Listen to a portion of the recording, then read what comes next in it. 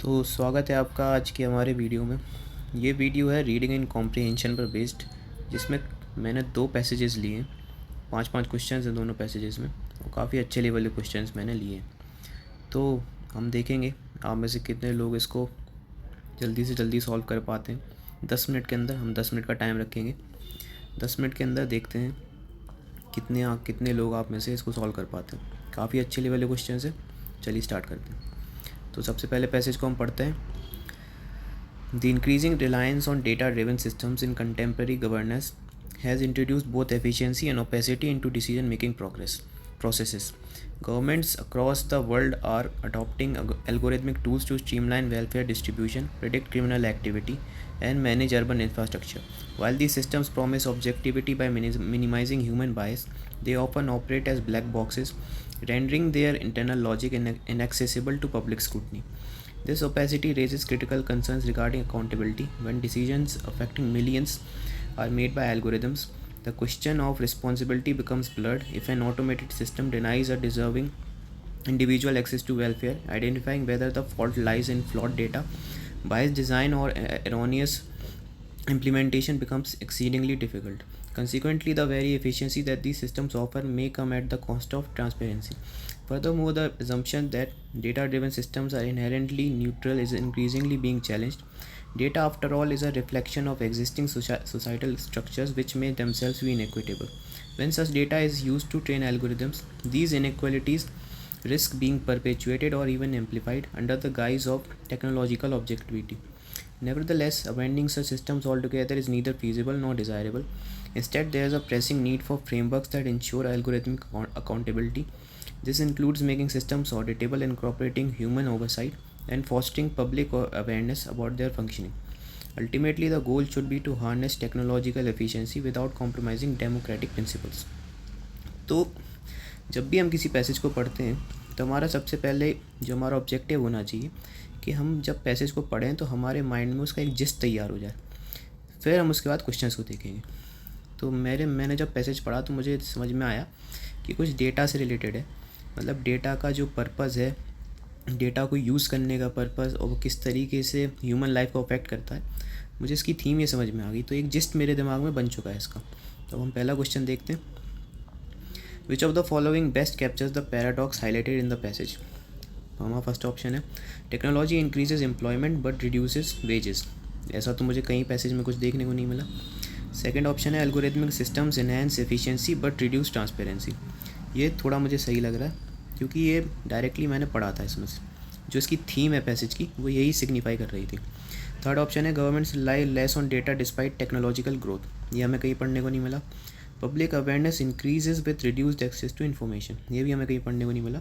तो हमारा दूसरा ऑप्शन हो जाएगा आंसर। चलते हैं नेक्स्ट क्वेश्चन पर। The term black boxes in the passage most nearly implies.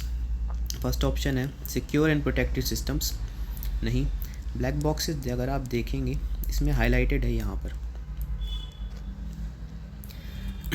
इस सेंटेंस को हम पढ़ेंगे। While the systems promise objectivity by minimising human bias, they often operate as black boxes rendering their internal logic inaccessible to public scrutiny. मुझे ये पढ़ के समझ में आया कि ये बात कर रहा है कि ये ब्लैक बॉक्सेज, इन सिस्टम्स को ब्लैक बॉक्सेज बोल रहा है जो कि पब्लिक स्क्रूटनी से इनएक्सेसिबल है, मतलब पब्लिक स्क्रूटनी नहीं हो पाती इन पे, मतलब किसी तरीके से एक छुपे हुए हिडन सिस्टम्स हैं। मुझे ऐसा सेंस लग रहा है इसको पढ़ के। तो मैं ऑप्शंस देखूंगा। The term black boxes in the passage most nearly imply secure and protected systems. नहीं, systems whose functioning is not easily understood. ये मुझे ठीक लग रहा है। Outdated technological models. नहीं। Highly efficient computation tools. नहीं। तो मेरा आंसर हो जाएगा बी। चलते हैं नेक्स्ट क्वेश्चन पर। विच of the following can be logically inferred about data used in algorithms. It is always free from bias. It is always free from bias. It may carry forward existing social inequalities. It eliminates the need for human intervention. It is always verified for fairness before use. तो देखिए passage में हमने पढ़ा था,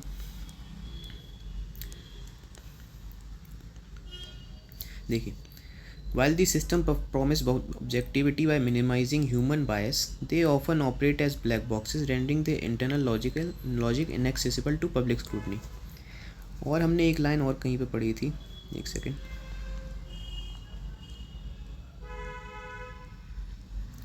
देखिए, data after all is a reflection of existing societal structures which में themselves भी inequitable. मतलब डेटा भी इनइक्विटेबल हो सकता है क्योंकि वो सोसाइटल स्ट्रक्चर्स पर ही वर्क करता है। तो अब हम ऑप्शंस देखेंगे। It is always free from bias, नहीं। It may carry forward existing social inequalities, ये मुझे ठीक लग रहा है, option B. It eliminates the need for human intervention, ये कहीं हमें पैसेज में पढ़ने को नहीं मिला। It is always verified for fairness before use, ये भी हमें कहीं पढ़ने को नहीं मिला, तो हमारा आंसर हो जाएगा बी। चलते हैं नेक्स्ट क्वेश्चन पर। What does the author imply about accountability in algorithmic governance? It is strengthen due to automation, नहीं, ये हमें कहीं पढ़ने को नहीं मिला। It becomes irrelevant in digital systems, ये भी हमें कहीं पढ़ने को नहीं मिला। It becomes difficult to assign responsibility clearly, ये हमें थोड़ा सा ठीक लग रहा है, क्योंकि जब डेटा पर हम पूरी तरीके से रिलाय हो जाते हैं तो किसी के ऊपर भी अकाउंटेबिलिटी नहीं रहती है, क्योंकि कोई एक पर्सन उस डेटा को कलेक्ट नहीं कर रहा है, एक सिस्टम है जो उस पूरे डेटा को कलेक्ट कर रहा है, तो किसी पर भी रिस्पॉन्सिबिलिटी असाइन करना हमारे लिए डिफ़िकल्ट हो जाता है। तो ऑप्शन सी मुझे ठीक लग रहा है। ऑप्शन डी पढ़ते हैं। It is solely the responsibility of programmers, ये ऐसा हमें कहीं भी पूरे पैसेज में पढ़ने को नहीं मिला, तो मेरा आंसर हो जाएगा ऑप्शन सी। चलते हैं नेक्स्ट क्वेश्चन पर। विच of the following would weaken the author's argument the most? तो हम पढ़ेंगे ऑप्शंस।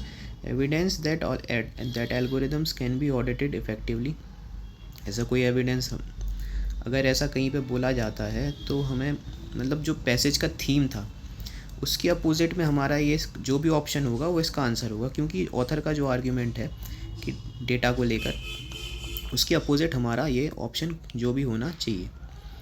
तो हम इसको पढ़ेंगे। Evidence that algorithms can be audited effectively, prove that all data is unbiased and neutral, demonstration that human decision making is flawless, claim that technology should not be used in governance.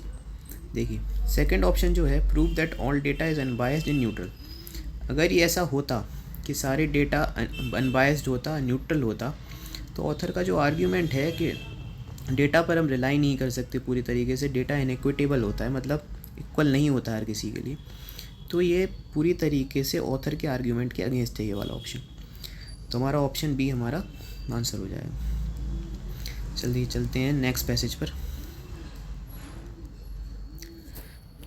Economic growth is often equated with societal progress, yet this assumption warrants closer scrutiny. While rising GDP figures may indicate increased production and consumption, they do not necessarily reflect improvements in overall well-being. In many instances, economic expansion has coincided with widening income disparities, environmental degradation, and a decline in social cohesion. The limitations of growth-centric models become particularly evident when one considers their disregard for distributional equity. A nation may experience substantial economic growth, yet the benefits of such growth may accrue disproportionately to a small segment of the population. This uneven distribution not only undermines social stability but also raises ethical concerns regarding fairness and justice. Moreover, the relentless pursuit of growth often leads to unsustainable exploitation of natural resources. Forests are cleared, water bodies polluted, and ecosystems disrupted in the name of development. Such practices, while contributing to short-term economic gains, pose significant risks to long-term sustainability.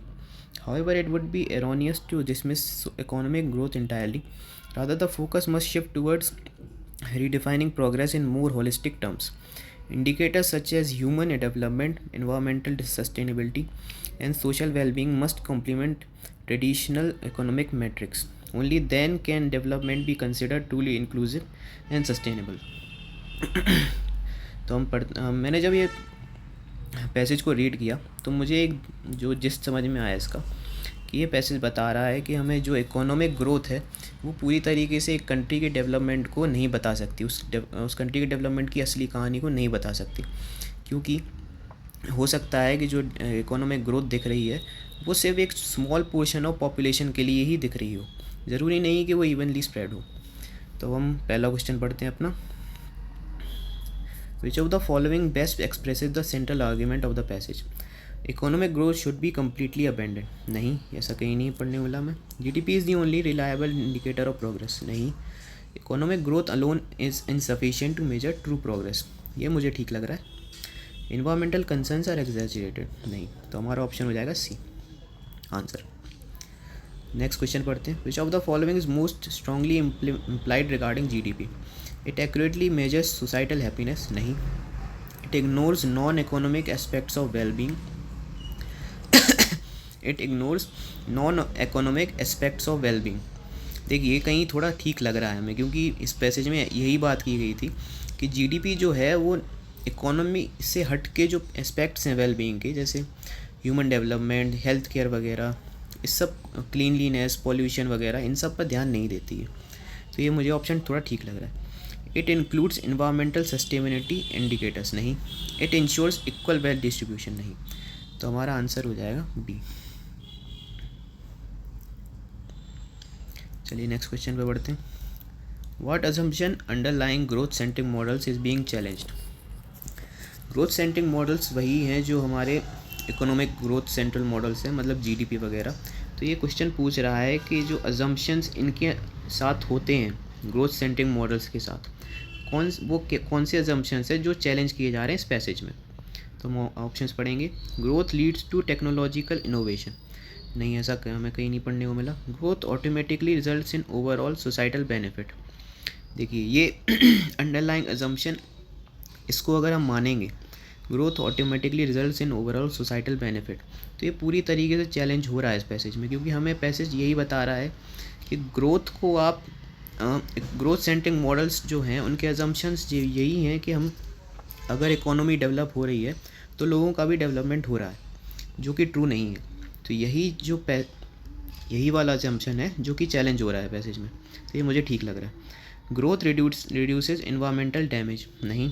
Growth improves governance systems, नहीं। तो मेरा option B answer हो जाएगा। चलते हैं next question पर। विच of the following if true would strengthen the author's argument? Countries with high GDP often have low inequality, नहीं। ऐसा तो ऑथर ने जो क्लेम किया उसके बिल्कुल अगेंस्ट जा रहा है स्टेटमेंट। तो हम नेक्स्ट ऑप्शन पढ़ते हैं। Economic growth always improves living standards, नहीं।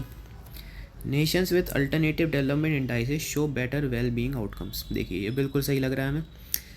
अगर हम ऑथर का जो आर्ग्यूमेंट था कि सिर्फ इकोनॉमी डेवलपमेंट को हम नहीं मान सकते ह्यूमन डेवलपमेंट का एक इंडिकेटर, तो यही वाला ऑप्शन जो है ये हमें बता रहा है Nations with alternative development indices show better well being outcomes. मतलब इकोनॉमिक ग्रोथ के अलावा जो भी अल्टरनेटिव डेवलपमेंट इंडाइसेस हैं, मतलब human development, health care, happiness indexes वगैरह, ये पूरी तरीके से ट्रू स्टोरी बताते हैं। तो ये ऑप्शन मुझे सही लग रहा है। डी पढ़ेंगे। Environmental protection slow economic growth, ऐसा कहीं नहीं है, ऐसा हमें कई पैसेज में भी पढ़ने को नहीं मिला। तो हमारा आंसर हो जाएगा C. The tone of the passage can be best described as dogmatic and rigid, नहीं। एनालिटिकल एंड रिफॉर्मेटिव, ये थोड़ा ठीक लग रहा है, option B. Emotional and critical, नहीं। इंडिफरेंट एंड डिटैच्ड, नहीं। तो मेरा ऑप्शन बी सही हो जाएगा। डॉगमेटिक एंड रिजिड का मतलब होता है कि जो पहले से चले आ रही हैं चीज़ें, जो ट्रेडिशनल जो चले आ रहे हैं पहले से, जो थिंकिंग चली आ रही है, उसी चीज़ों को फिर से दोबारा से सपोर्ट करना, लेकिन ऐसा पैसेज में हमें कहीं नहीं मिला। एनालिटिकल एंड रिफॉर्मेटिव, ऑथर ने इस चीज़ को पूरी तरीके से एनालाइज किया है, तो ये हमारा ऑप्शन ठीक हो जाएगा, ऑप्शन बी। तो ये था हमारा आज का वीडियो रीडिंग एंड कॉम्प्रिहेंशन पर बेस्ड। अब ये थोड़े इन क्वेश्चंस को हम बोल सकते हैं कि थोड़े मॉडरेट लेवल के क्वेश्चंस थे, अच्छे क्वेश्चंस थे, जो कि आजकल SSC ऐसे क्वेश्चंस पूछ रहा है आपसे। तो यही इसी चीज़ को हम कंटिन्यू रखेंगे नेक्स्ट वीडियो में। बहुत बहुत थैंक यू आपका देखने के लिए। अगर वीडियो अच्छा लगा तो लाइक एंड सब्सक्राइब ज़रूर करें। Thank you. मिलते हैं अपने नेक्स्ट वीडियो में।